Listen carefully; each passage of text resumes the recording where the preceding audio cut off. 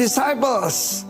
Saya sampaikan bagaimana seorang murid yang sederhana, Ananias dari Damsyik, meletakkan tangan atas Saulus dari Tarsus yang menjadi penganiaya orang Kristen, menjadi rasul. Nah sekarang di dalam Kisah Rasul 16, dia menemukan seorang putra bernama Timotius. Ayahnya seorang Yunani. Apa yang sedang kita hadapi hari-hari ini?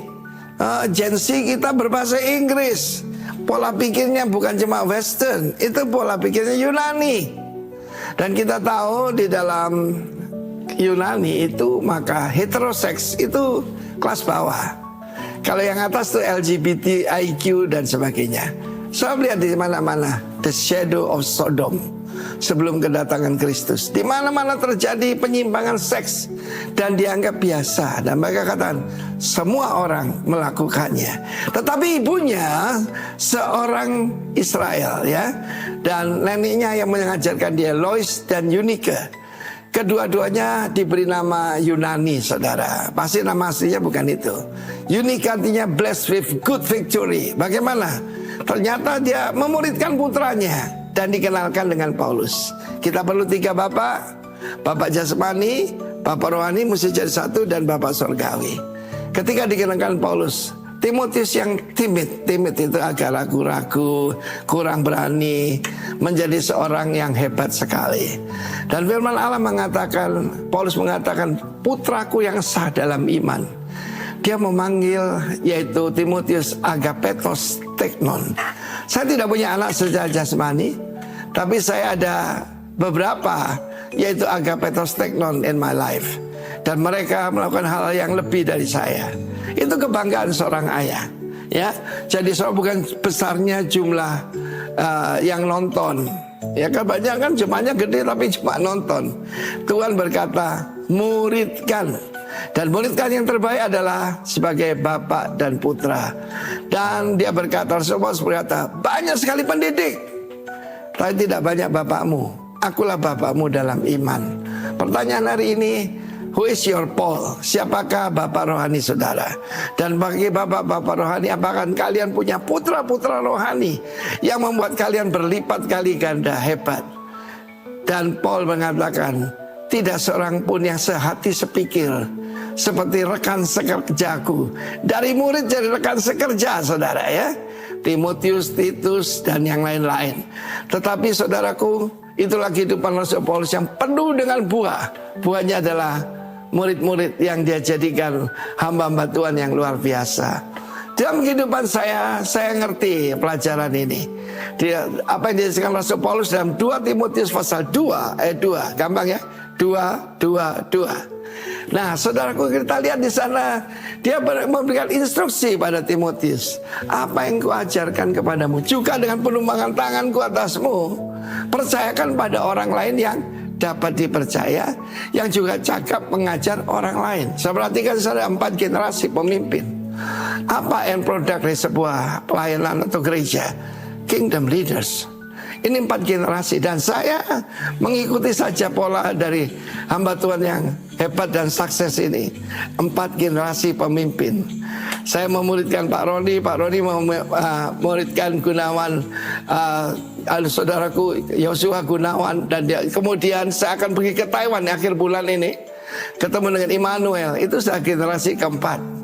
Dan di tengah-tengah kesulitan mereka berbuah luar biasa. Saya juga akan yaitu meresmikan gedung baru dan ulang tahun ke-35 daripada Rock Mataram. Gedungnya lebih besar dari lembah pujian, saudara. Ya, maksudnya kapasitasnya, bukan kompleksnya juga cukup besar. Ada sekolah dan sebagainya. Berbuah bagi Yesus, hasilkan buah-buah yang tinggal tetap. God bless you warga kerajaan. Jangan jadi penonton. Haleluya. Amin. Sama katakan berbuah.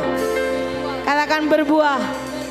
Biarlah setiap hidup kita boleh semakin berbuah bagi nama Tuhan dipermuliakan.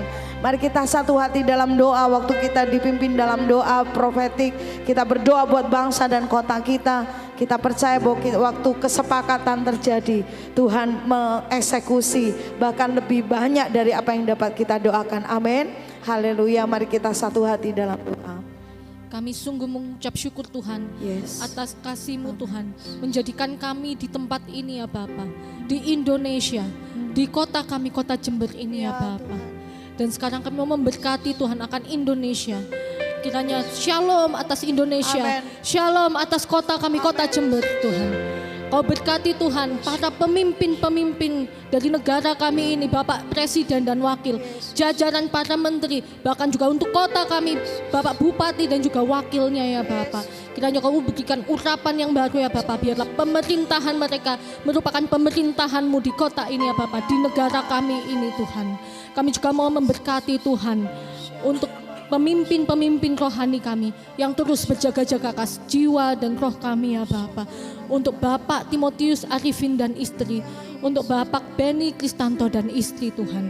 Kiranya hikmat pewahyuan Kau berikan dari surga Tuhan, untuk menjaga mereka Tuhan, bahkan pagari mereka Tuhan daripada tipu muslihat iblis ya Bapak. Terus urapi mereka dengan urapan yang baru untuk dapat menggembalakan kami Tuhan dengan hati-Mu ya Bapak. Kami serahkan Tuhan untuk ibadah raya pada hari ini juga ke dalam tangan kuasa-Mu ya Bapa. Kami mau memuji menyembah-Mu ya Bapa. Biarlah Kau turun atas kami ya Bapa. Kami percaya Tuhan Kau hadir di tempat ini ya Bapa. Kami serahkan doa ini Tuhan, ibadah ini di dalam nama Yesus Kristus. Amin. Kami membawa seluruh hati kami Tuhan. Kami bawa hormat dan pujian bagi Engkau. Engkau yang layak dipuji dan disembah. Makasih Yesus.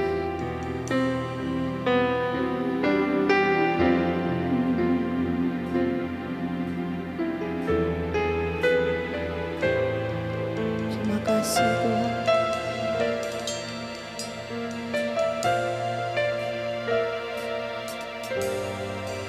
Nyanyikanlah nyanyian baru, bermazmurlah baginya, langit bumi bersuka cita, memuji dan memuliakannya. Ceritakanlah perbuatannya di antara umatnya, kasih setianya sempurna, melingkupi seluruh dunia. Biar namanya ditinggikan dan namanya diagungkan.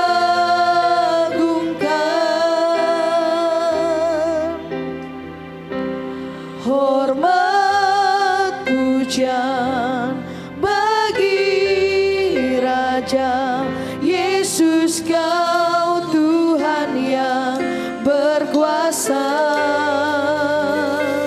selamanya.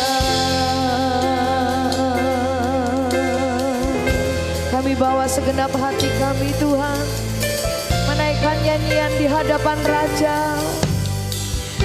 Nyanyikanlah nyanyian baru, bermazmurlah baginya,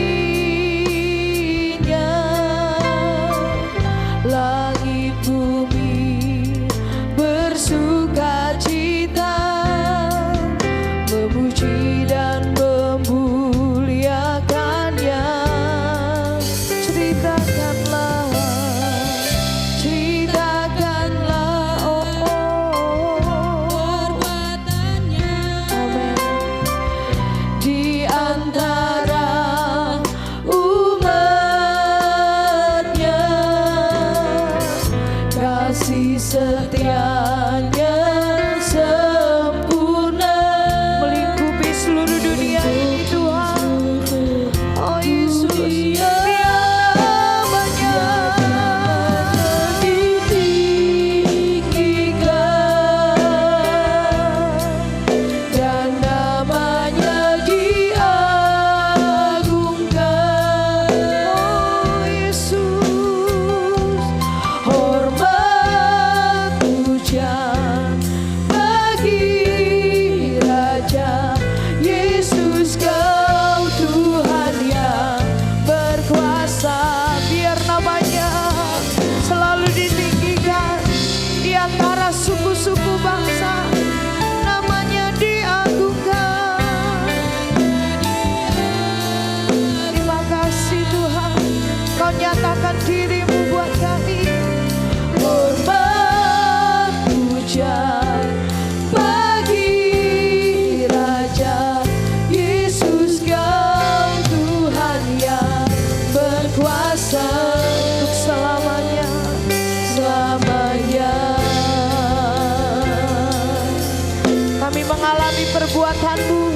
Dan kami menceritakan perbuatan-Mu Tuhan di antara umat-Mu Yesus.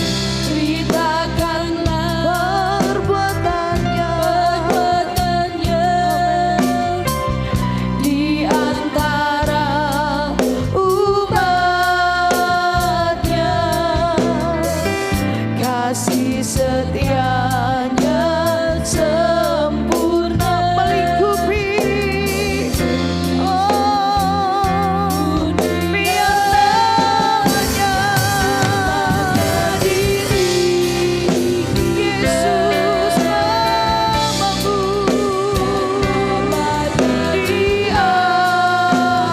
diagungkan. Kami bawa hormat kami bagi Engkau Yesus. Bagi Raja Yesus, Kau Tuhan yang biar namanya ditinggikan di antara suku bangsa, di antara semua yang bernama. Bagimu ya Raja, Yesus, Kau Tuhan yang berkuasa, biar namanya ditinggikan. Teriakkan suara dan nyanyianmu kepada Tuhan. Bagi Raja di atas segala raja, kami beri hormat bagimu Tuhan Yesus. Amin. bagi Raja Yesus, Kau yang berkuasa, Tuhan yang berkuasa, biar namanya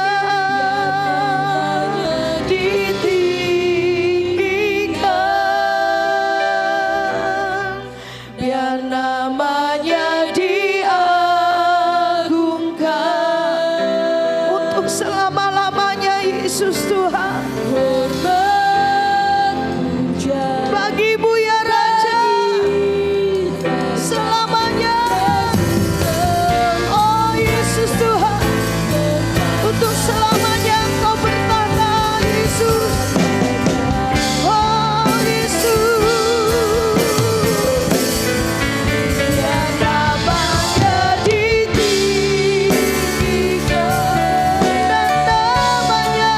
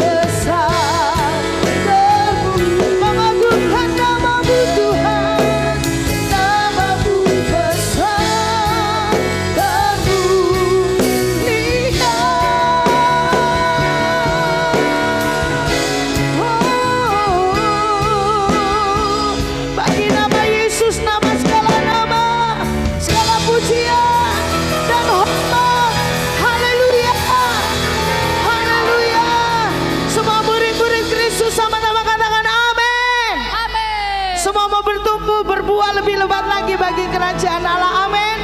Dan kita bangga memiliki Allah seperti Dia. Mari kita semua bertepuk tangan, muliakan Tuhan dengan antusias. Kita mau deklarasikan Yesus Tuhan Raja atas hidup kita, dan kita hidup hanya untuk menyembah Tuhan. Haleluya.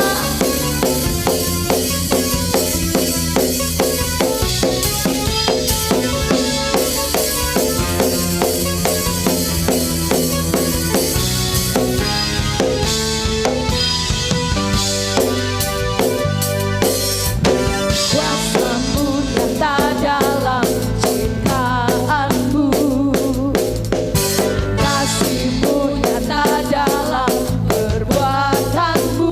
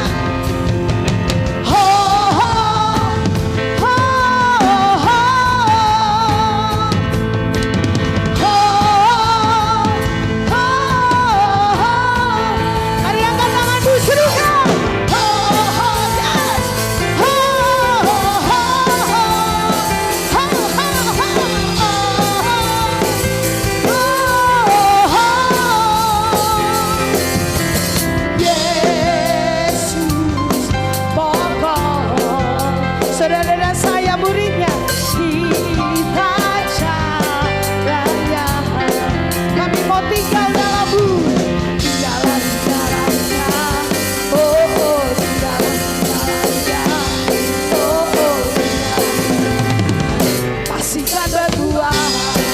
Ayo raja berserukan.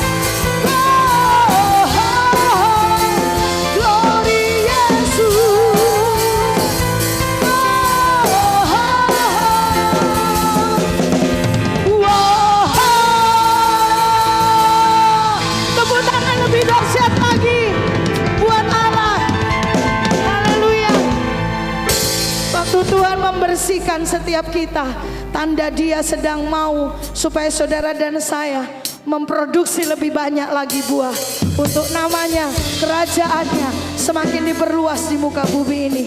Setuju katakan amin. Dan biarlah Tuhan, ini kerinduan kami, memperkenan hatimu, menyenangkan hati Tuhan, sebab Kau yang layak, Yesus Tuhan. Terima kasih Yesus.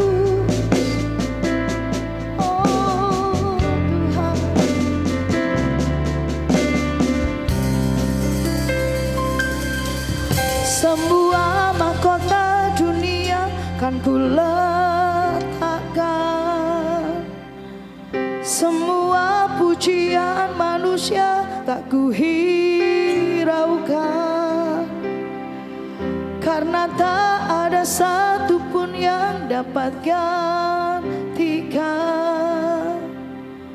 Hanya Kau yang kudus dan hanya Kau yang layak Tuhan, Kau yang layak,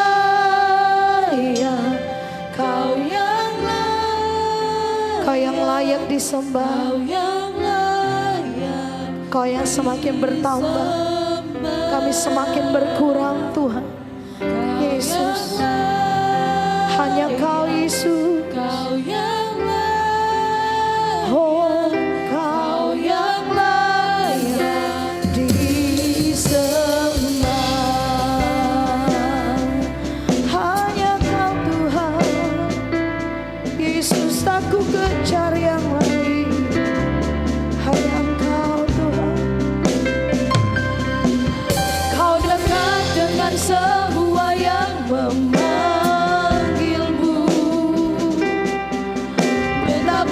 besar dan mulianya karyamu. Sungguh tak ada satupun yang dapat gantikan. Kini ku angkat tanganku dan ku, Kau yang layak. Hanya Kau Yesus. Amin. Kau yang layak disembah.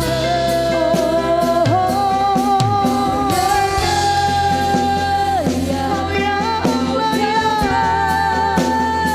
Haleluya. Hanya Kau yang layak disembah. Hanya Yesus yang layak. Terima kasih. Kami boleh menyenangkan hati-Mu ya Raja. Kau yang layak, ya Tuhan. Kau yang layak disembah. Hanya Yesus yang layak.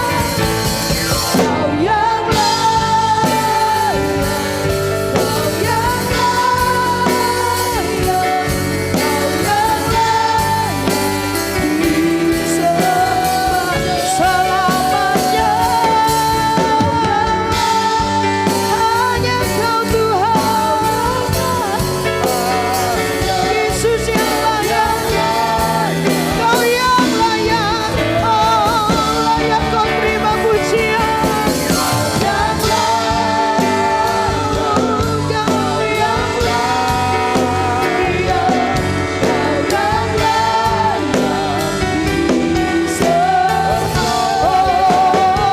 Kau yang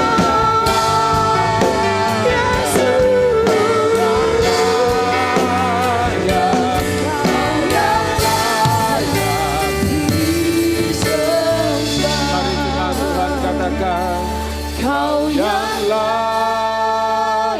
layak, Kau yang layak, Hanya Engkau yang layak untuk Kau disembah. yang layak disembah. Kau yang layak, Kau yang layak, Kau yang layak disembah. Amin, amin Yesus. Hanya Engkau Tuhan yang layak untuk kami sembah. Engkau yang terbesar dalam hidup kami. Kalau kami melihat karya-Mu yang ajaib dalam hidup ini, kami boleh mengangkat tangan kami dan kami katakan, Engkau terbesar atas hidup kami Tuhan. Terima kasih buat apa yang sudah Tuhan buat dalam setiap hidup kami. Sampai hari ini kami percaya pertolongan, kasih setia Tuhan itu sungguh nyata atas setiap hidup kami. Oleh sebab itu lewat kebenaran firman-Mu Tuhan terus nyatakan dalam hidup kami. Supaya hidup kami boleh terus berjalan di dalam rencana dan kehendak Tuhan. Sampai pada akhir hidup kami, biarlah hidup kami tetap ada di dalam kehendak dan rencana Tuhan. Sampaikan pesan-Mu buat setiap kami pagi hari ini. Urapi hamba-Mu, urapi setiap kami, baik yang mendengarkan secara onsite maupun online. Kami percaya hadirat Tuhan menjamah setiap kehidupan kami. Dalam nama Tuhan Yesus, haleluya. Amin, amin. Puji Tuhan, shalom. Shalomnya kurang semangat, shalom. Iya, saya menyapa saudara yang ada di rumah, shalom, selamat malam, selamat pagi, dimanapun saudara berada. Hari ini kita percaya bahwa dalam segala hal di dalam setiap kehidupan kita, Tuhan turut bekerja. Yang percaya katakan amin. Nah, sepanjang bulan ini kita sudah bicara tentang murid yang menghasilkan buah, saudara ya, murid yang berbuah, saudara ya. Ada banyak hal yang sudah dikerjakan di dalam setiap kehidupan kita. Monitor mungkin boleh dikecilin dikit. Jadi saudaraku dikasih Tuhan bahwa ini yang harus kita hasilkan di dalam setiap kehidupan kita, yaitu menghasilkan buah. Baik secara pribadi maupun tadi Pak Arifin sampaikan bahwa kehidupan kita pun bisa melahirkan buah-buah yang harus kita hasilkan. Nah, kalau kita bisa bicara tentang alasannya, kita sudah banyak dari minggu yang pertama sampai minggu yang ketiga kemarin, saudara ya oke bisa dibantu PowerPoint saya. Masih macet? Oke. Dalam Yohanes 15 ayat 8 katakan, dalam hal inilah Bapakku dipermuliakan, yaitu jika kamu berbuah banyak dan dengan demikian kamu adalah murid-muridku. Ini adalah sesuatu yang memang Tuhan perintahkan buat setiap kita. Bahwa ketika saudara dan saya disebut murid, maka kita harusnya menghasilkan buah. Nah, kembali saya ingatkan bahwa saudara dan saya bukan pengikut. Kita semua adalah murid yang percaya, katakan amin. Saudara ya. Kita harus pegang ini, tunggu saudara. Kita harus pegang kuat identitas kita bahwa saudara dan saya adalah murid. Kalau kita pegang ini kuat dalam hidup kita, maka tujuan dalam setiap kehidupan kita menghasilkan buah. Kenapa? Dengan demikian kita ini memuliakan Tuhan. Jadi konsep pikir kita tentang memuliakan Tuhan, saudara, memang salah satunya adalah kita memuji, menyembah Tuhan. Saudara, kita menyanyi seperti pagi hari ini dengan segenap hati kita. Kita sedang menunjukkan bahwa Tuhan kita Tuhan yang besar, Tuhan yang agung.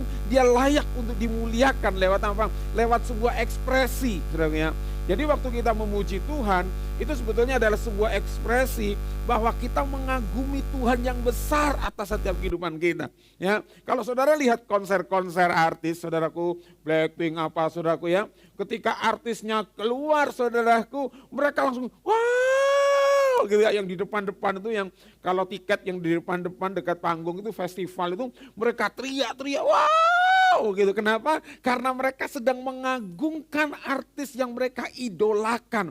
Ada sebuah ekspresi saudaraku ya, berbeda. Sejak saya sekolah begitu saya juga mengagumi beberapa artis-artis yang saya lihat karakternya cukup baik, tapi ya kalau ketemu oh ini tuh orangnya, oh modelnya begini, biasa aja saudaraku ya. Tapi ada orang-orang yang begitu ekspresif untuk menyatakan bahwa ini idolanya. Nah, demikian juga halnya dengan hidup saudara dan saya. Ketika kita memuji Tuhan, kita sedang diimajinasikan bahwa Tuhan kita Tuhan yang besar dalam setiap kehidupan kita. Bagaimana saudara dan saya mengekspresikan itu. Nah, itu bagian dari kita memuliakan Tuhan. Tapi bagian yang lain memuliakan Tuhan adalah hidup saudara dan saya adalah menghasilkan buah kehidupan.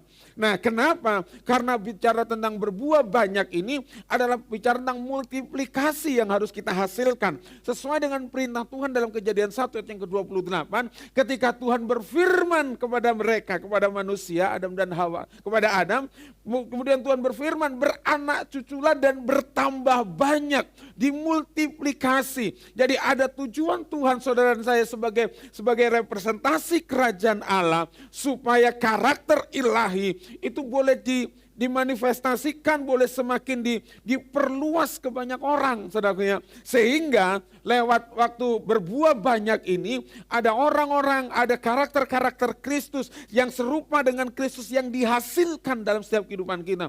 Jadi waktu kita bicara memenuhi bumi, itu bukan cuma bicara jumlah yang banyak, tetapi apakah memenuhi bumi yang Tuhan maksudkan adalah datanglah kerajaanmu, jadilah kehendakmu di bumi sama seperti di surga. Bicara tentang sebuah karakter ilahi yang terus menghasilkan buah yang harus dihasilkan di dalam setiap kehidupan kita. Nah, jadi saudaraku dikasih Tuhan, ini yang harus kita kerjakan di dalam setiap kehidupan kita. Oleh sebab itu, bagaimana kita memandang kehidupan kita sekarang?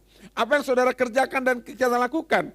Nah, firman Tuhan dalam 2 Korintus 4:18 katakan, karena kami tidak memperhatikan yang kelihatan, melainkan yang tak kelihatan. Karena yang kelihatan itu sementara, sedangkan yang tak kelihatan itu kekal, saudaraku. Jadi waktu kita memiliki pandangan jauh ke depan, fokus bahwa yang kita kerjakan itu adalah mempengaruhi kekekalan di dalam setiap kehidupan kita, maka apa yang kita kerjakan sekarang, saya percaya begini, ada keseriusan di situ.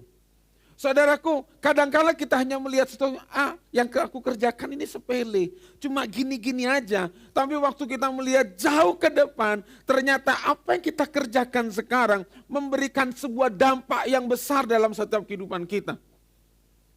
Saudaraku, percaya atau tidak bahwa Tuhan melatih kehidupan kita dari hal yang kecil, terus waktu kita serius di situ, maka sebuah dampak yang besar nanti akan kita lihat. Seringkali yang kita lihat adalah, apalagi di akhir zaman seperti ini, orang hanya seringkali pengennya jalan pintas. Saudaraku ya, apalagi kalau ini yang drakor gitu saudaraku ya, yang CEO menyamar jadi pengemis, kemudian pesilat yang wah hebat, kemudian jadi gelandangan, kemudian cewek-cewek ngomong, kalau lihat ini jangan-jangan CEO yang menyamar gitu ya, jalan pintas gitu, sehingga kita mengabaikan kehidupan yang seharusnya kita kerjakan dalam kehidupan kita. Nah, saudaraku dikasih banyak hal, Alkitab memberikan contoh kepada kita, seperti contoh, sambil contoh, Daud. Sebelum dia menjadi raja yang hebat, raja yang besar, dia adalah seorang gembala. Dia hanya menggembalakan 2-3 ekor domba, saudaraku. Dan dia latih, disitulah Tuhan, dirinya melatih hidupnya. Dia tidak pernah bermimpi untuk dia jadi raja. Tapi waktu Tuhan lihat ini, ada sesuatu yang terjadi atas kehidupannya. Jadi saudaraku dikasih Tuhan, jangan sepelekan apa yang saudara kerjakan hari ini. Kalau kita memiliki sebuah visi yang jauh ke depan, maka itu akan menjadi sesuatu yang besar. Oke. Pada waktu saya mempersiapkan khotbah ini, saudaraku ya, saya terinspirasi dengan salah satu film ini, saudaraku ya. Boleh diputar, kita nonton film sejenak. Oke, asik ya. Jarang-jarang kita nonton film bersama. Ya, film ini sangat menginspirasi buat saya, saudaraku ya. Memang di Alkitab sudah kita lihat contoh, salah satu contoh. Ya, tapi ini lihat motivasi ini. Lampunya ini bisa matikan. Karate Kid.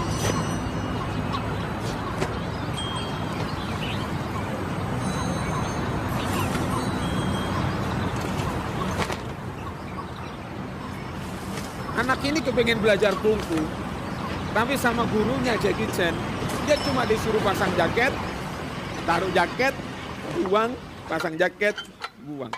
Dia kepengen jadi seorang kungfu master yang hebat, tapi sang pelatih cuma nyuruh itu doang. Anaknya mulai boring. Aku kepengen kungfu. Kenapa enggak pasang jaket? Buang, taruh gitu ya. Well, Mr. Han, I told you. I get it, okay? Be Dia respectful. mulai menyerah. I got it. I put my jacket on 1,000 times. I took it off 1,000 times. Okay? This is stupid. I'm done. Dia bilang bodoh banget gini They can terus. beat me up if they want to. And you know why you only have one student? Because you don't know Kung Fu.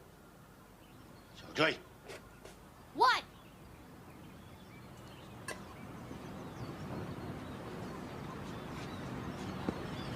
come here.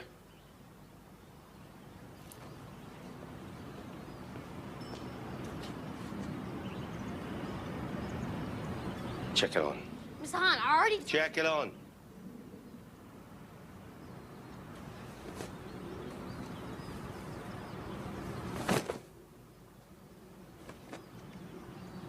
Check it on. I don't have a jacket. Check it on.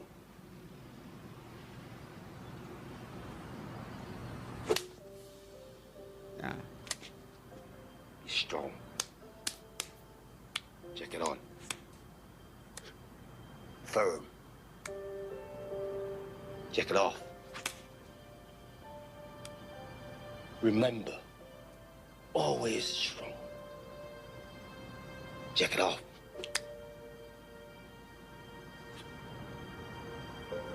Strong. Left foot back. Right feet back. Left feet back. Pick up your jacket. Oh, Mr. Focus. Always concentrate. Left back. Right foot back. Pick up your jacket. Stay.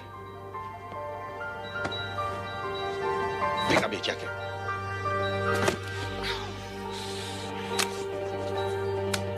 Strong. Hang up. Hang up. Hang up. And attitude. Strike. Hang up and attitude. Harder! Harder! Good. But no face. Check out!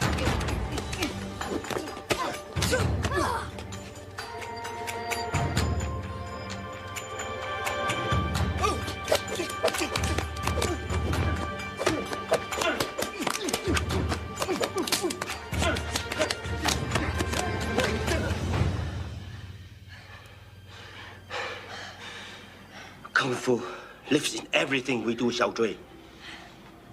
It lives in how we put on the jacket, how we take off the jacket. And lives in how we treat people. Everything is Kung Fu.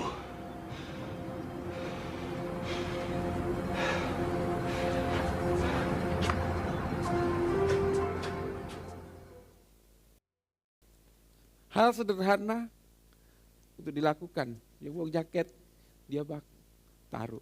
Buang jaket, pakai jaket, taruh. Dilakukan banyak kali, dia putus asa, bosan katanya. Aku pengen kungfu, tapi cuma buang jaket. Akhirnya malas. Tapi ternyata itu semua melatih. Dia tidak mengerti dan dia tidak lihat apa seharusnya yang akan dihasilkan nanti dari itu tadi. Nah, jadi saudaraku dikasihi Tuhan, maka yang kita harus perhatikan sekarang, kalau saudara serius dengan apa yang kita kerjakan sekarang, bukan hanya hal yang ini, tapi kita lihat sesuatu yang ke depan, yang sedang Tuhan mau kerjakan di dalam setiap kehidupan kita. Karena firman Tuhan katakan, kami tidak memperhatikan yang kelihatan sekarang ini, tapi yang tidak kelihatan nanti. Tuhan sedang berlatih hidup saudara. Saudara sebagai seorang mahasiswa, ketika saudara tekun di situ, bukan cuma belajar, tapi waktu saudara bisa bagi waktu dengan baik, maka saudara akan lihat kehidupanmu nanti, kehidupan nyata setelah saudara lulus dari sekolah, dari kuliah. Itu adalah sebuah kehidupan di mana tidak ada lagi peraturan yang membentengi kita, tidak ada lagi tugas-tugas di situ. Tapi pada waktu kita sudah tertib dengan hari-hari kehidupan kita, maka kita siap menghadapi sebuah pertempuran yang sesungguhnya. Bagi saudara dan saya yang sebagai seorang karyawan, sebagai seorang pekerja, kita tidak tahu apa hari ke depan kita. Tapi kalau hari ini kita sedang seriusi melakukannya itu dengan benar dan baik, maka saya percaya begini, sesuatu yang besar itu tidak akan mempengaruhi hidup kita, karena ternyata kita sudah dipersiapkan sejak dari sekarang untuk melatih banyak hal di dalam setiap kehidupan kita. Jadi saudaraku dikasihi Tuhan, fokuslah apa yang tidak kelihatan, ke depan nanti, jauh ke depan, apa yang sudah Tuhan kerjakan di dalam setiap kehidupan kita.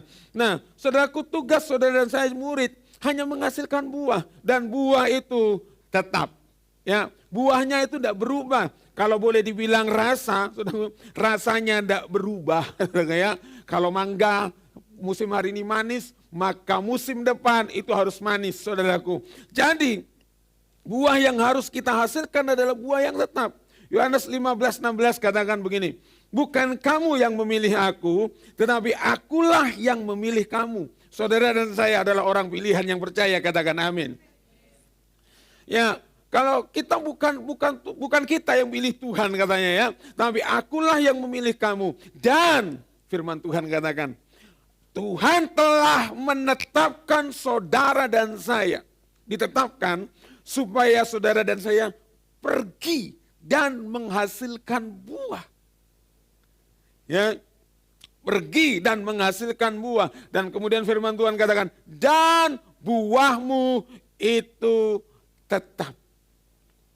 Ya, kalau kalimat selanjutnya pasti saudara suka. Supaya apa yang kamu minta kepada Bapa dalam namaku diberikannya kepadamu. Tapi hasilkan buah yang tetap terlebih dahulu. Ya, jadi saudaraku dikasihi Tuhan, maka inilah yang menjadi bagian di dalam setiap kehidupan kita. Kata tetap itu artinya tidak berubah, tetap ada di situ, tetap tetap tinggal. Saudara, sehingga buah itu dapat dilihat, dapat dirasakan, dan kita dapat melihat sesuatu karya yang besar yang Tuhan kerjakan dalam setiap kehidupan kita. Kerajaan Allah adalah kerajaan yang kekal, dan buah yang kita hasilkan harus memiliki dampak yang kekal. Dampaknya bukan cuma seketika, tapi dampak yang kekal. Nah, bagaimana kita untuk bisa menghasilkan buah yang tetap? 1 Korintus 15 ayat yang ke-58, saya diberkati dengan ayat ini. Karena itu saudara-saudaraku yang kekasih, yang pertama berdirilah teguh, jangan goyah dan giatlah selalu dalam pekerjaan Tuhan. Sebab kamu tahu bahwa dalam persekutuan dengan Tuhan, jerih payahmu tidak sia-sia. Yang percaya katakan amin. Jadi yang pertama saudaraku, supaya saudara dan saya menghasilkan buah yang tetap, kita harus berdiri teguh. Firman Tuhan katakan, karena itu saudara-saudaraku yang kekasih, berdirilah teguh. Ya, berdiri teguh, hedraioi, ya, duduk dengan kokoh, berdiri dengan mantap, memiliki sebuah dasar yang kuat. Ini bicara tentang karakter, saudara. Karakter harus kuat. Karakter itu adalah sebuah pondasi yang harus kita bangun.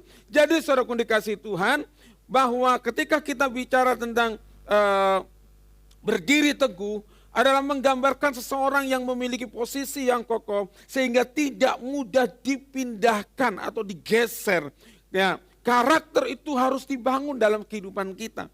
Ya, John Maxwell menuliskan begini, talenta membawa orang ke puncak, tetapi karakter membuat orang bertahan di puncak. Ya, jadi ini yang harus menjadi sebuah perhatian di dalam setiap kehidupan saudara dan saya, membangun karakter kita. Ya, karakter yang seperti apa? Tentunya karakter yang seperti Kristus yang kita bangun.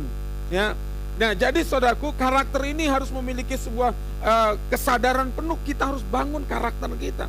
Ya, memang tidak mudah untuk membangun karakter. Diperlukan sebuah kesadaran untuk kita membuang segala hal yang tidak baik dalam kehidupan kita. Ya, saya ulang kembali bahwa karakter itu seperti orang yang memahat batu. Dia pahat batu itu sampai dia membentuk sebuah bentuk yang diinginkan oleh sang pemahat itu. Ya, dia menjadi sebuah bentuk, dia buang semua yang tidak berkenan. Semua dia buang hal yang menghalangi bentuk itu terjadi. Dia buang. Akhirnya terbentuk sebuah gambar yang diinginkan oleh sang pemahat. Nah, saudaraku dikasih Tuhan. Tuhan menginginkan saudara dan saya menjadi serupa dan segambar dengan Tuhan. Bagaimana caranya adalah Tuhan akan buang bagian-bagian dalam hidup saudara dan saya yang menghalangi pertumbuhan karakter itu. Dan itu dibutuhkan satu, kerelaan untuk melepas. Kerelaan untuk melepas, membuang karakter lama kita, saudaraku. Itu dibutuhkan sebuah effort yang besar. Kenapa? Karena waktu kita bicara membentuk karakter yang serupa dengan Kristus, kita sedang bicara tentang daging kita. Contoh saja, misalnya kita bicara tentang sabar. Ya, kecenderungan kita manusia adalah kita bisa cepat membalas ketika sesuatu itu menyinggung emosi atau perasaan kita. Kita cenderungnya begini, seperti ada bensin kena api, boom, meledak, selesai. Dan kita merasa puas gitu. Kita merasa puas. Hari-hari ini kalau saudara lihat di media sosial, saudaraku ini kasih Tuhan, banyak orang pada akhirnya dia menyesal dengan apa yang dia lakukan. Yang terbaru adalah salah satu orang pejabat, dia lagi main golf gitu ya. Dia main kasar sama caddy golfnya. Wah, di video itu marah-marah, dilempar caddy golfnya tuh dilempar dari mobil dan sebagainya. Wah, setelah dia ditangkap ini, menyesal aja gitu ya. Dan merasa puas. Ada banyak misalnya beberapa waktu yang lalu arogan, mobilnya hanya dipotong sedikit ini, wah dia langsung hentikan, ganti, dia keluarkan senjata api dari dalam sakunya. Dia pikir setelah itu dia merasa puas di situ. Dia untuk bisa menunjukkan bahwa ini loh, kalau kamu macam-macam sama aku bisa tindak kamu sekarang ini. Tapi setelah itu saudara, dia mulai menyesal. Dan semua bahasanya satu, saya kilaf. Ya. Nah, artinya bahwa itu manusiawi dalam kehidupan daging kita. Tapi itu yang tidak dikehendaki Tuhan, dan Tuhan mau ambil, seringkali Tuhan gores kita, gesek kita, supaya pada waktu itu bersinggungan dengan kita sudah bisa merilis dan melepas itu, dan itu tidak lagi menyinggung hati kita. Ya, apakah itu selesai? Tidak, saudara dikasih Tuhan. Hari ini kadarnya semakin hari kadar itu semakin besar, Sehingga Tuhan terus melatih hidup saudara dan saya untuk menjadi serupa dan segambar dengan Tuhan. Karakter itu dibangun saudaraku, supaya apa? Supaya saudara dan saya, tadi firman Tuhan katakan begini, jangan goyah. Ya, ada banyak hal yang bisa menggoyahkan kehidupan kita. Arti dari jangan goyah, amata kinetos ini artinya kekuatan dari dalam tidak bergeser karena tekanan dari luar. Ini gambaran dari pada waktu Yesus bicara kepada murid-muridnya, dengan apakah diumpamakan seseorang yang mendengar dan melakukan firman Tuhan. Seseorang yang membangun rumah di atas batu karang yang kuat itu. Pada waktu itu kemudian datanglah angin, hujan, angin dan banjir melanda. Rumah yang dibangun di atas batu karang itu, dia tetap kokoh berdiri. Sedangkan rumah yang dibangun di atas pasir, hebatlah kerusakannya. Artinya semuanya tergeser, semuanya hancur. Saudaraku dikasih Tuhan, kita lihat ini di sini, bahwa kekuatan dari dalam itu tidak sanggup menggoyahkan hidup saudara dan saya, apapun yang terjadi. 2 atau 3 hari yang lalu, saya mendengar sebuah berita. Di Jepang sedang dilanda angin tofan yang besar. Besar banget. Dan kemudian ditunjukkan setelah tofan itu selesai, rumahnya kokoh berdiri bagus-bagus. Jadi kalau ke sana lagi, rumahnya masih ada gitu ya. Rumahnya kokoh berdiri ya. Kenapa?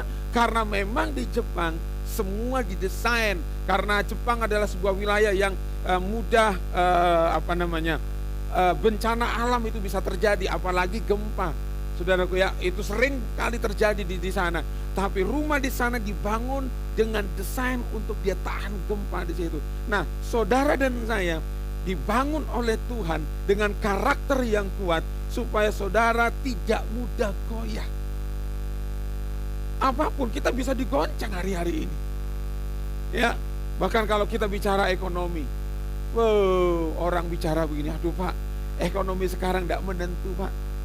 Kalau kita tidak kuat di dalam Tuhan, saudaraku, kita tidak gini setengah kilo aja, setengah on aja, itu kita bersyukur. Ya. Kenapa? Berarti ada sebuah kekuatan yang ada dari dalam diri kita.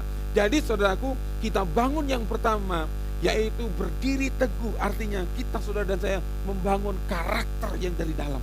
Kita bukan sedang membangun dari luar ditempel gini, supaya kelihatan bagus, kita beli barang-barang bermerek supaya orang lihat, orang ini keren gitu.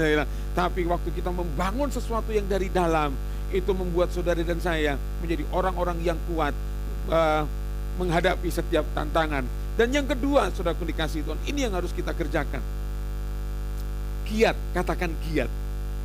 Ya, sering kita dengar ya, kamu harus rajin dan giat belajar. Nah, apa itu giat? Ya, giat bahasa Yunaninya periseuontes ya, gitu ya. Itu aja ya. Nah, saudaraku, apa itu artinya berlimpah? Artinya tidak sekedar cukup melampaui standar biasa. Jadi kalau bekerja dengan giat, artinya bukan cuma sekedar saudara rajin, tapi melampaui standar biasa. Ya, kerja jam 7 kurang 15 datang, giat. Lakukan perintah bos cuma begini, kita lakukan lebih daripada itu ya, melampaui standar biasa. Yang kedua, bertambah terus, ada pertumbuhan. Hari ini lebih daripada kemarin, tidak stagnan, ada pertumbuhan gitu saja. Jadi giat itu ada sebuah pertumbuhan. Hari ini harus lebih baik ya daripada kemarin dan seterusnya. Dan tidak stagnan kehidupan kita. Kemudian yang ketiga, melimpahkan diri. Artinya kita memberikan tenaga itu sepenuh hati, segenap gitu saja. Memberikan waktu, memberikan hati, memberikan hidup. Itu pengertian dari kata giat, saudaraku. Nah, saudaraku dikasih Tuhan, ini sangat penting buat setiap kita. Kenapa? Karena ini berhubungan dengan, kalau kita bicara tadi di ayat ini, berdirilah teguh, jangan goyah, dan giatlah selalu dalam apa? Pekerjaan Tuhan. Ya. Dan pekerjaan Tuhan ini bicara tentang ergo. Ya, kita belajar bersama pagi hari ini. Ya. Oke, pekerjaan Tuhan ergo, pekerjaan, karya, pelayanan, tindakan, ya. Semuanya ini dilakukan karena sebuah pengertian bahwa kita melakukan ini pekerjaan yang baik yang Tuhan berikan kepada kita. Berarti bahwa waktu kita melihat saudara kuliah, saudara bekerja, saudara berbisnis, ini adalah ergo, tempat kita melayani pekerjaan kita, karya kita, pelayanan kita. Jadi bukan hanya bicara tentang ada di gereja, kita melayani sungguh-sungguh. Saudaraku, kemudian saudara di luar, kemudian saudara bekerja, saudara kuliah, saudara lakukan segala sesuatu tidak sungguh-sungguh. Saudaraku, maka itu bukan lagi, kita tidak lagi memisahkan antara sekuler dan rohani. Karena saudara adalah manusia rohani, maka saudara yang saudara kerjakan adalah pekerjaan Tuhan yang harus kita kerjakan dengan apa? Dengan giat. Tidak setengah-setengah, tidak sekedar cukup melampaui standar biasa, ya. Ada sebuah pertumbuhan yang kita kerjakan dan memberikan tenaga, waktu dan hati dan hidup kita untuk di situ. Saudaraku, makanya tidak heran kenapa kadangkala pekerjaan kita, sekolah kita, pelayanan kita sepertinya biasa-biasa karena kita tidak menaruh di situ giat. Kita hanya lakukan aktivitas kita biasa-biasa. Saudaraku dikasih Tuhan, tapi saya percaya begini, ketika kita melakukan segala sesuatu melebihi standar kita, maka saya percaya gini, ada sebuah hasil yang dikerjakan di dalam setiap kehidupan kita. Dari kalimat ini, saudaraku dikasih Tuhan, Paulus menekankan gini, bukan kepada kesibukan melayani atau pekerjaan dan lain sebagainya, melainkan pada kelimpahan kualitas hidup rohani yang menghasilkan pelayanan yang tekun dan bernilai kekal. Karena seluruh tadi ergon tadi dilakukan di bawah otoritas dan bagi kemuliaan Tuhan. Jadi waktu kita lakukan begini, sekolah, pekerjaan, bisnis kita lakukan, ini Tuhan. Ini punya Tuhan, maka aku harus lakukan dengan segenap hati di situ. Maka saya percaya begini, saudara, berkat Tuhan itu selalu mengalir lewat apa yang kita kerjakan. Saya ada usaha, buka usaha. Saya buka usaha cuci helm, saudara. Saya sudah lakukan dari tahun 2009. Dari 2009. Waktu saya buka, saya adalah pengusaha cuci helm satu-satunya di kota Jember. Dengan semua orang yang wajib pakai helm. 1 bulan kemudian, saya dengar ada orang buka cuci helm. Waduh, ada pesaing. Ada pesaing. Oke. Dan pesaing ini bukan hanya bicara tentang kualitas, tapi harga di bawah. Harga di bawah kami jauh, ya. Saya dengar begitu, saya orang belanja, misalnya di sini 10.500, yang di sini 10.000, selisih 500 dia pindah. Ini selisihnya bukan 500 rupiah, kalau tidak salah waktu itu selisihnya sekitar 5.000 rupiah, tahun 2009.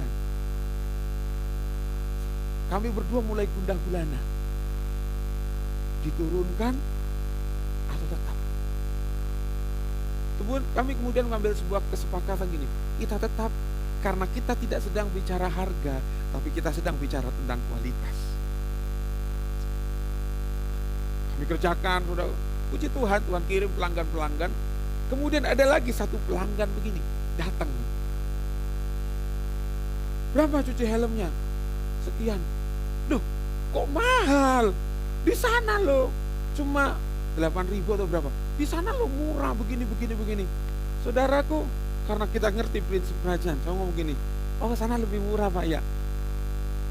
Silakan Bapak ke sana yang murah. Di sini memang mahal begitu saja.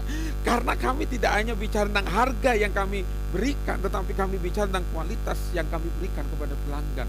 Silakan kok Pak, tidak apa-apa kok Pak, kalau Bapak cari yang murah. Dia bawa helmnya keluar dari garasi. Kemudian sampai di pintu gerbang, dia tolong lagi gini. Bener, tidak bisa turun. Maaf Pak, tidak bisa. Dia naik motor. Dia toleh kami. Terus dia turun lagi, ya sudah. Cuci helm saya. Dan itu kami lakukan, kami terus itu berjalan dari tahun ke tahun. Dan kemudian ada beberapa pelanggan kami, kemudian mereka lama tidak cuci helm, saudara. Kemudian waktu dia balik ngomong gini, Om, saya tidak akan pernah pindah ke lain hati. Maksudnya saya bilang gitu, ya saya lama Om, tidak cuci helm di sini, di sana memang murah, tapi wanginya, bersihnya tidak tahan lama. Nah, saya ngomong gini, itulah bedanya kami dengan dia. Saudara gue. Jadi karena gini, yang kami taruh adalah kualitas. Kami mempertaruhkan di kualitas hidup kami. Sehingga pada waktu orang itu ada di kami bisa ceritakan dan kami bagikan kehidupan kami. Jangan sampai kami membagi hidup dengan kualitas yang kami kerjakan berbeda. Saudaraku ya. Jadi waktu kami mengerjakan, kami bagi hidup ini saudaraku, maka itu terwujud dari apa? Hasil yang kami kerjakan lewat pekerjaan kami yang sedang kami kerjakan. Nah, jadi saudaraku dikasih Tuhan, ini penting dalam setiap kehidupan kita.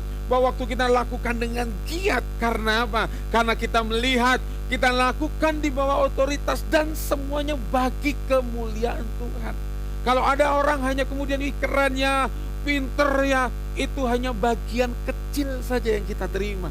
Dan selebihnya adalah biar nama Tuhan yang dipermuliakan dan orang lihat Tuhan dalam kehidupan kita. Karena itu sesungguhnya tujuan Tuhan di dalam hidup kita. Yang percaya katakan amin.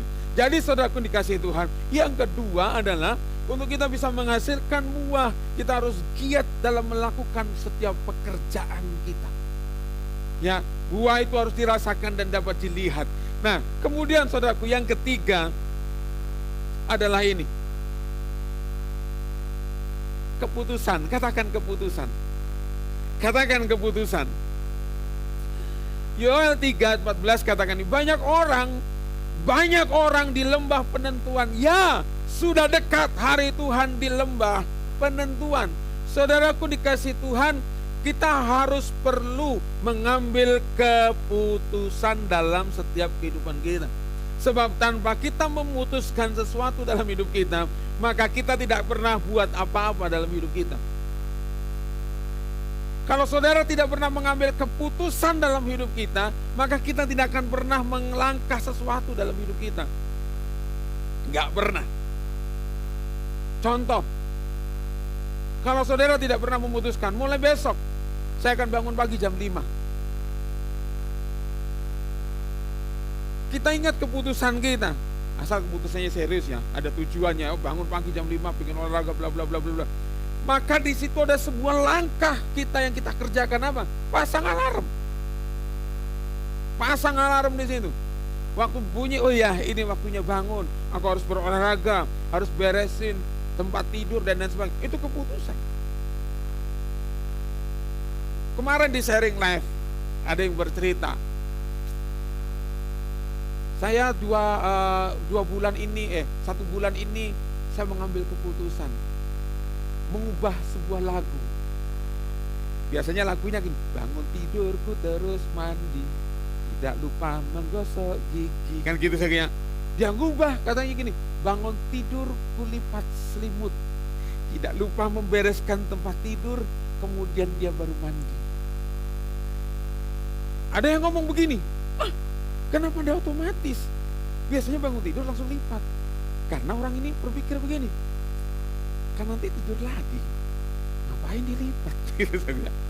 Bener juga sih, kalau gitu ngapain baju dicuci? Kan dipakai lagi. Kan gitu ya. Oke gitu ya. Nah setelah dia dilatih, waktu dia ngambil keputusan, dia mulai tertib dengan hidupnya. Dia bangun lebih pagi, dia lipat selimutnya, dia beresin tempat tidur, dan kemudian dia cerita begini, ada dampak yang terjadi dalam hidup saya. Apa dampaknya? Dampaknya adalah mood sepanjang hari itu ternyata lebih baik. Kenapa? Bahasa Inggrisnya gini, gak kedandapan gitu ya. Aduh bangun kesiangan, ini belum beres. Tapi dia bisa menata sepanjang hari itu dengan lebih baik. Saudaraku, dalam hidup ini apa yang harus saudara putuskan? Putuskan. Ya, sesuatu yang menghalangi dalam setiap kehidupan kita, putuskan itu dengan segera. Ya, Jangan berlambat-lambat lagi, saudaraku, karena firman Tuhan katakan gini, sudah dekat hari Tuhan. Ya, jangan berlambat-lambat lagi, kita harus dengan cepat menyelesaikan segala sesuatu sekarang ya. Ya. Salah satu contoh keputusan, saudaraku, yang dibuat oleh Yosua dalam Yosua pasal yang 24. Firman Tuhan katakan demikian. Demikianlah kuberikan kepadamu negeri yang kamu peroleh tanpa bersusah-susah. Bangsa Israel memperoleh negeri Kanaan itu tidak bersusah. Kenapa? Karena Tuhan yang berperang bagi mereka. Dan kota-kota yang tidak kamu dirikan, tetapi kamulah yang diam di dalamnya, juga kebun-kebun anggur dan kebun-kebun zaitun yang tidak kamu tanami, kamulah yang makan hasilnya. Wah, keren banget ya. Kemudian ayat yang ke-14 katakan begini, kalau kamu sudah nikmati itu semua, Yosua ngomong oleh sebab itu takutlah akan Tuhan. Ya, jangan sombong, kau jangan wah enak asik, waktunya menikmati. Lupa saudaraku ya. Satu, takutlah akan Tuhan. Beribadahlah kepadanya dengan tulus, ikhlas dan setia. Bukan asal-asalan. Kalau ngabdi sama Tuhan, beribadah dengan Tuhan, harus hatinya tulus, ikhlas dan setia. Ya. Kemudian gini, jauhkanlah Allah yang kepadanya nenek moyangmu telah beribadah di seberang sungai Efrat dan di Mesir. Dan kembali ditekankan, beribadahlah kepada Tuhan. 15. Tetapi ini keputusannya, jika kamu anggap tidak baik untuk beribadah kepada Tuhan. Jadi 13 dan 14 Yosua sedang memberikan sebuah fakta kepada bangsa Israel, apa yang sudah Tuhan kerjakan bagi bangsa ini. Ayat 15, tetapi jika kamu anggap tidak baik untuk beribadah kepada Tuhan, pilihlah pada hari ini kepada siapa kamu akan beribadah. Allah yang kepadanya nenek moyangmu beribadah di seberang sungai Efrat, atau Allah orang Amori yang negerinya kamu diami. Tapi Yosua mengambil keputusan, tetapi aku dan seisi rumahku, kami akan beribadah kepada Tuhan. Dia mempersembahkan hidupnya untuk melayani Tuhan, menghadap kepada Tuhan yang hidup. 16, keputusan diambil bersama-sama. Lalu bangsa itu menjawab, jauhlah daripada kami meninggalkan Tuhan untuk beribadah kepada Allah lain. Saudaraku dikasih Tuhan, kalau bangsa Israel bicara Allah lain, dia memiliki sebuah pengertian Allah-Allah yang mereka sembah. Namun saudaraku, dalam hidup ini ada banyak penghalang, ada banyak Allah-Allah dalam setiap kehidupan kita yang menghalangi kita untuk kita takut akan Tuhan dan beribadah kepada Tuhan. Makanya pesannya adalah jauhkanlah Allah yang kepadanya. Jauhkan, jangan didekati. Ya, banyak saudaraku dikasih Tuhan penghalang Allah-Allah lain dalam hidup kita yang perlu disingkirkan. Allah lain itu bicara segala sesuatu yang bukan menjadi prioritas Tuhan, yang membuat kita tidak fokus pada Tuhan. Itu apa? Apa sih penghalang kita untuk dekat sama Tuhan? Kita harus putuskan. Kita harus bukan cuma dijauhkan, tapi buang semuanya itu. Putuskan itu. Apa sih penghalangnya? Banyak penghalang, saudaraku dikasih Tuhan. Bahkan penghalang hubungan suami istri banyak. Menghalangi misalnya handphone, tidak macam-macam. Suami atau istri tidak berbuat neko-neko di luar, tapi ketika hilangnya komunikasi di dalam rumah tangga, kita harus tahu penyebabnya apa. Makanya kami membuat sebuah peraturan di rumah, buat rumah kami. Waktu kita makan di meja makan, dilarang ada HP di tangan. Kenapa? Di meja makan kita bicara, ngobrol santai, ngobrol berat di meja makan, gurau hahaha di meja makan. Saya akan sangat marah ketika makan ini. Kita ya lihat TikTok sendiri, ketawa-ketawa sendiri. HP dimatikan atau saya yang buang. Kenapa? Karena kami mau begini. Tidak ada lagi penghalang untuk kita berfellowship, ngobrol. Kapan lagi ngobrol? Ya, Gak bicara-bicara, santai, sudah. Ada di meja makan. Penghalangnya bukan orang lain, tapi benda lain yang ada di meja makan. Penghalang kita sama Tuhan apa? Waktu kita ingin sungguh-sungguh melayani Tuhan, sungguh-sungguh beribadah kepada Tuhan, kita harus temukan penghalangnya. Firman Tuhan katakan, putuskan sekarang, jauhkan itu. Bahkan kalau perlu kita buang itu. Supaya apa? Firman Tuhan katakan, kerajaannya digenapi atas setiap kehidupan kita. Supaya yang baik yang Tuhan sediakan dalam hidup kita diberikan dan dikerjakan dalam setiap kehidupan kita. Saudaraku dikasih Tuhan, kalau kita bicara beribadah, menyembah Tuhan, kita sedang bicara tentang sebuah pergaulan kita dengan Tuhan, keintiman kita dengan Tuhan. Dengan siapa kita bergaul, seperti itulah kita. Waktu kita semakin dekat, kita akan gayanya, modelnya, semua akan mirip. Tapi waktu kita dekat dengan Tuhan, intim dengan Tuhan, maka karakter Tuhan juga ada dalam hidup kita. Amin. Oleh sebab itu, saudaraku dikasih Tuhan, mari putuskan sekarang, menjelang kedatangan Tuhan yang semakin dekat ini, apa yang menghalangi hubungan kita dengan Tuhan, yang membuat kita jauh daripada Tuhan, yang membuat kita tidak lagi bisa fokus dengan apa yang sedang Tuhan kerjakan di dalam setiap kehidupan kita. Mari kita renungkan dan kita putuskan. Ambil keputusannya dan saudara putuskan, oke, mulai hari ini aku putuskan, aku tinggalkan, aku buang, putuskan itu. Nah, jadi 3 hal penting untuk saudara dan saya menghasilkan buah yang tetap. Yang pertama adalah saudara dan saya harus berdiri teguh. Artinya kita membangun karakter kita. Saudara harus tahu, kesadaran membangun. Membangun karakter tidak hanya berhenti pada 1, 2, 3, 4 tahun. Tapi sepanjang umur kita.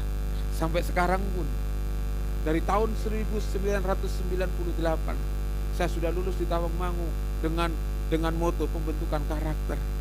Saya lulus dengan baik, tanpa cacat di situ. Saya lulus dengan baik. Tapi ternyata setelah itu perjalanan hidup sampai tahun ini 2026, proses pembentukan karakter itu masih ada buat saya. Masih ada sampai sekarang. Dan kemudian yang kedua, lakukan segala sesuatu yang Tuhan percayakan itu dengan giat, dengan sepenuh hati, dengan segenap hati.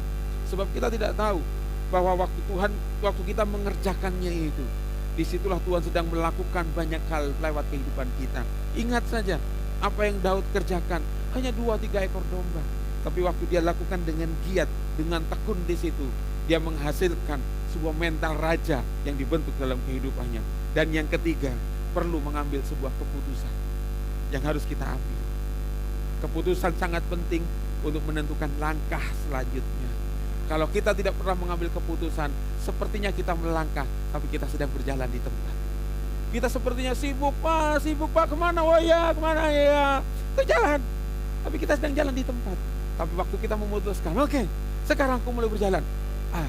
Ada sebuah langkah yang terus kita maju terus. Sehingga langkah kita semakin hari akan semakin jauh. Dari titik awal kita melangkah akan menjauh. Dan pada akhirnya nama Tuhan dipermuliakan. Amin. Tuhan Yesus memberkati kita semua. Tundukkan kepala. Mari renungkan kebenaran firman Tuhan ini.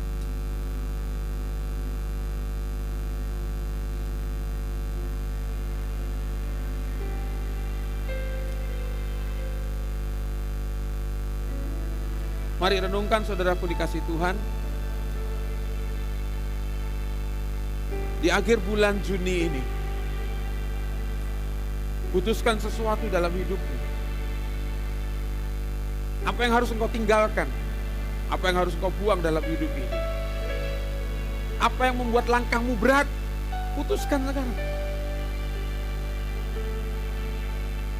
Kalau Tuhan mempercayakan sesuatu hari ini dalam hidupmu, jangan kau lihat, oh kecil, tokoku kecil, pekerjaanku kecil, sekolahku kecil, biasa, tidak terkenal. Tapi waktu saudara menaruh di situ, imanmu kau lakukan dengan giat, dengan sungguh-sungguh di situ, maka kau akan tahu. Nanti Tuhan, saudara akan tahu, Tuhan akan mengerjakan banyak hal dalam hidup. Oleh sebab itu yang pertama yang perlu kau bangun adalah karaktermu. Karena Tuhan berurusan dengan karakter kita. Buah bicara tentang karakter yang harus dihasilkan. Tuhan berurusan dengan karakter kita.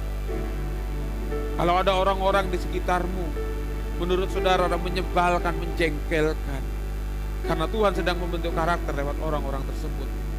Ubah doamu sekarang. Bersyukur buat orang-orang yang ada di sekitarmu, buat istri, buat suami, buat anak, buat orang tua, buat sahabat. Segala sesuatu Tuhan mau kerjakan dalam hidup kita untuk supaya saudara dan saya serupa dan segambar dengan Tuhan. Dan pada akhirnya hidup saudara dan saya memuliakan Tuhan.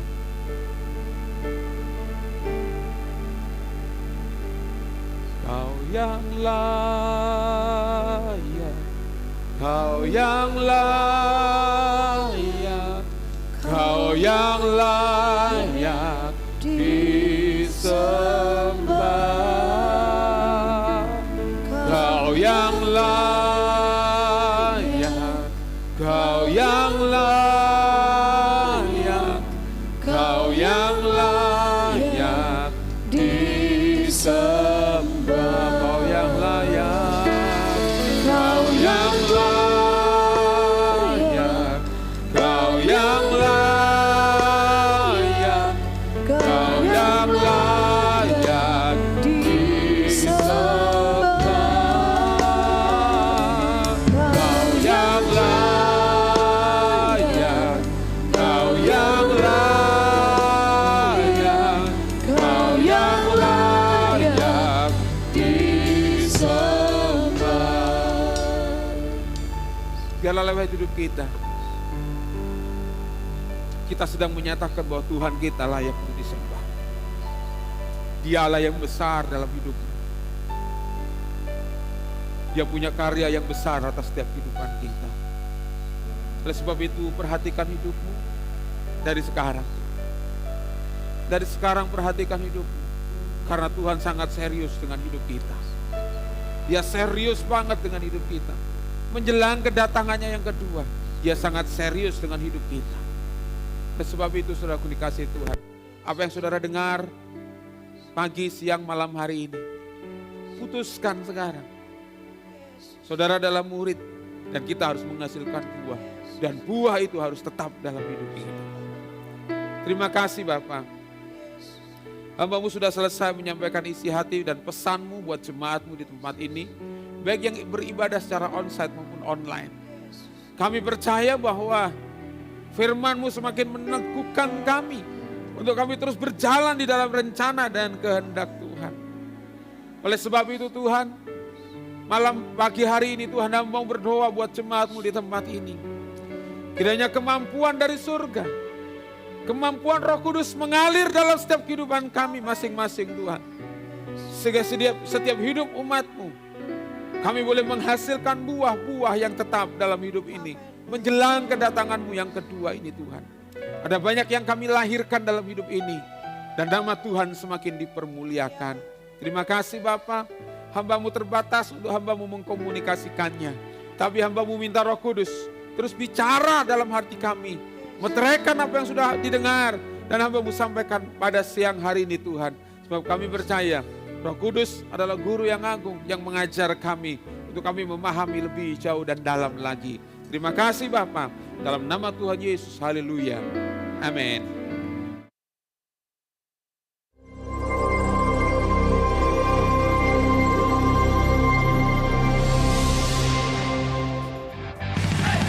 Mari olahraga bersama setiap hari Minggu pukul 15.00 bertempat di Gor Gajah Mada.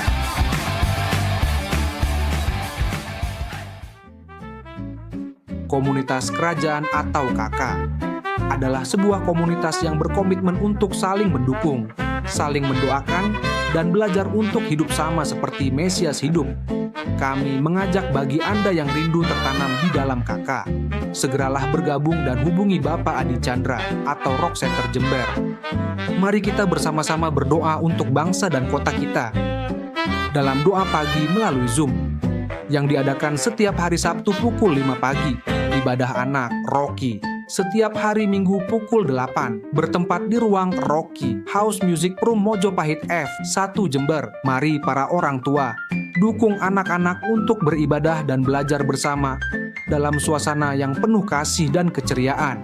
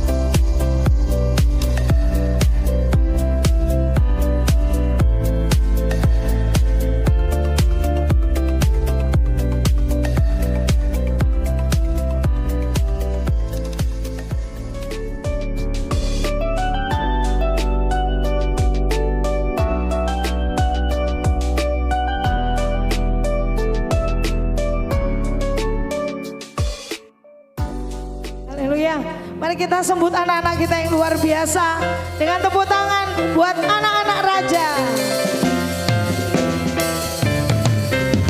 Aku anak raja, aku anak raja, aku anak raja, aku anak raja, aku anak raja, aku anak raja, aku anak raja, aku anak raja, aku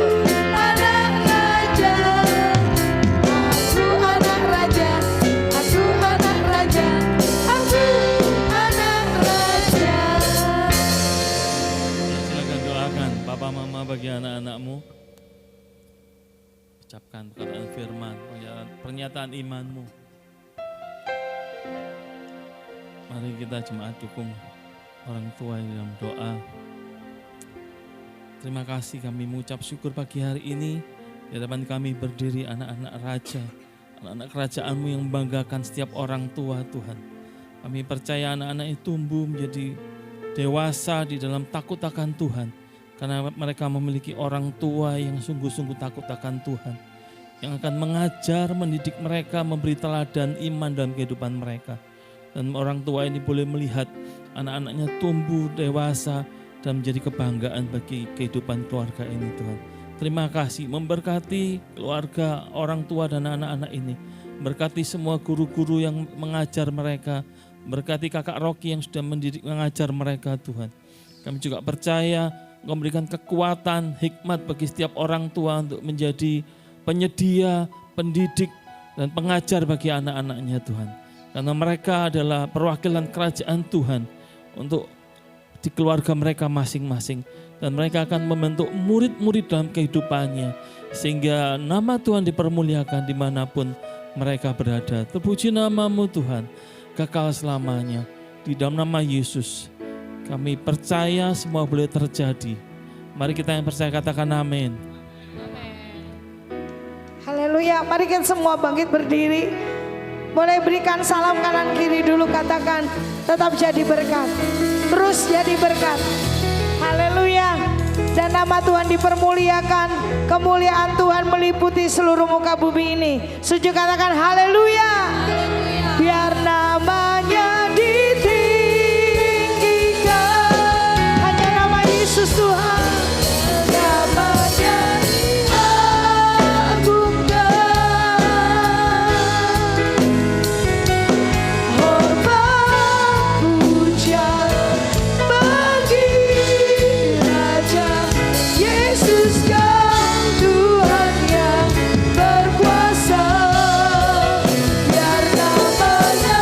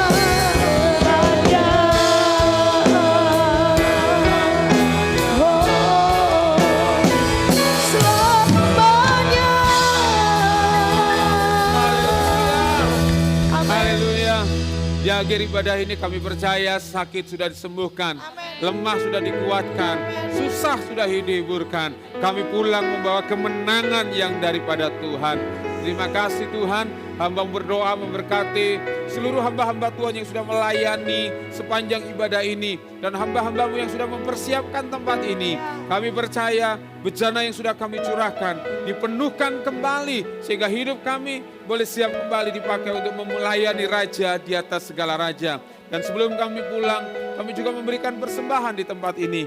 Kami memberi dengan sukacita karena kami tahu Tuhan sudah memberkati kami. Terima kasih, mari kekasih Tuhan warga kerajaan Allah, angkat tanganmu di depan Tuhan.